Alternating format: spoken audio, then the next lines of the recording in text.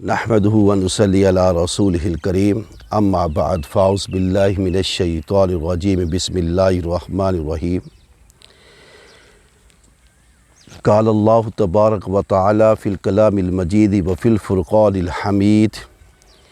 ان هذا القرآن يهدي للتي هي اقوم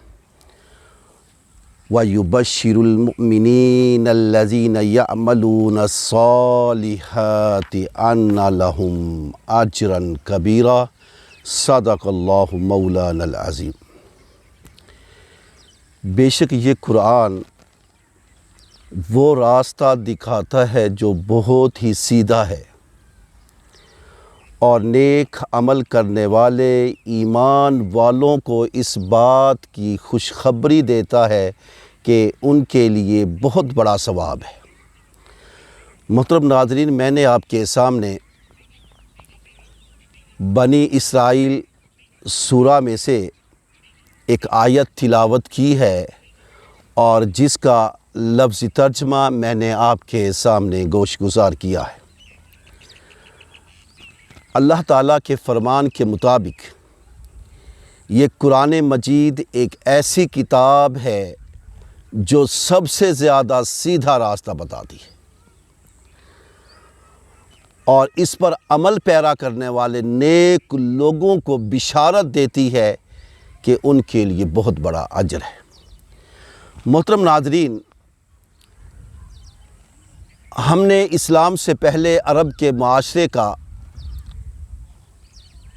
جائزہ لیا تو ہمیں معلوم ہوا کہ عرب کے علاقے میں عرب میں ان کی معیشت تباہ شد تھی، ان کی معاشرت کا کوئی پرسان حال نہیں تھا، ہر طرف طوائف الملوکی تھی، جس کی لاٹھی اسی کی بھینس کا قانون تھا، مائٹ از رائٹ کے مطابق۔ لیکن جب سے اہل عرب نے اس قرآن کو سینے سے لگایا، اس سے پہلے تو وہ پانی پلانے پہ جھگڑتے تھے، گھوڑا آگے دوڑانے پہ جھگڑتے تھے، گھونسلہ اتارنے اور نہ اتارنے پہ جھگڑتے تھے، لیکن اس کو سینے سے لگانے کے بعد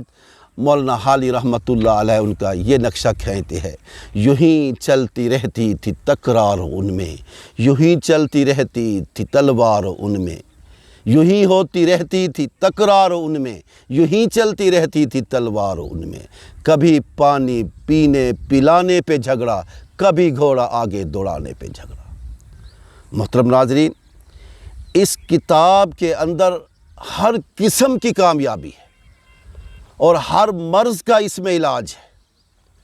ہم جتنے اس کتاب سے دور ہوتے جاتے ہیں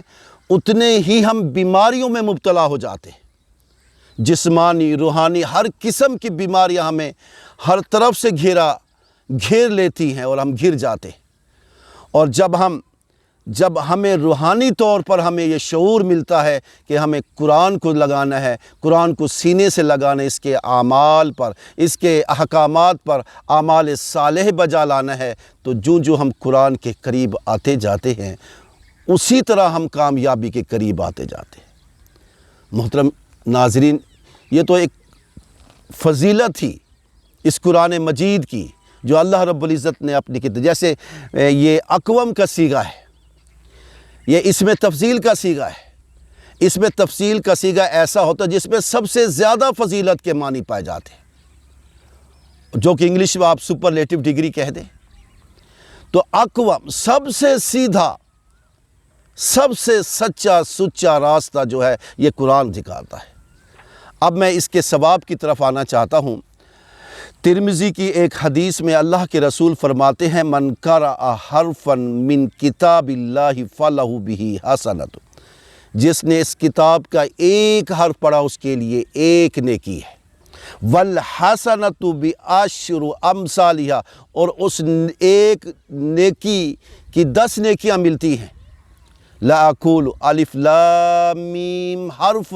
میں یہ نہیں کہتا، اللہ کے رسول فرماتے ہیں کہ الف لام میم ایک حرف ہے، الف حرف، لام حرف میم حرف، الف ایک حرف ہے، لام ایک حرف ہے اور میم ایک علیحدہ تیسرا حرف ہے۔ الف لام میم یہ 3 حرف بنتے ہیں، اس پہ 3 نیکیاں ملتی ہیں اور وہ 3 نیکیاں 30 کے برابر ہوتی ہیں۔ تو میں یہ سمجھتا ہوں کہ ہمیں قرآن مجید کی افادیت کو پیش نظر رکھتے ہوئے، اس محترم کلام اور مقدس کلام کو سمجھتے ہوئے، اس کے احکامات پر غور کرتے ہوئے جو اللہ نے اپنی مخلوق پر اتاری ہے، اور وہ مخلوق جو آخری زمانے کی مخلوق ہے، آخری امت ہے، جو اللہ کے رسول صلی اللہ علیہ وسلم پر نازل فرمائی گئی ہے، اس کتاب پر ہمیں عمل پیرا ہونا چاہیے۔ جب تک ہم اس کتاب پر عمل پیرا نہیں ہوں گے، جب تک ہم کامیابی کی طرف گامزن نہیں ہو سکتے۔ آخر دعوانا ان الحمدللہ رب العالمین۔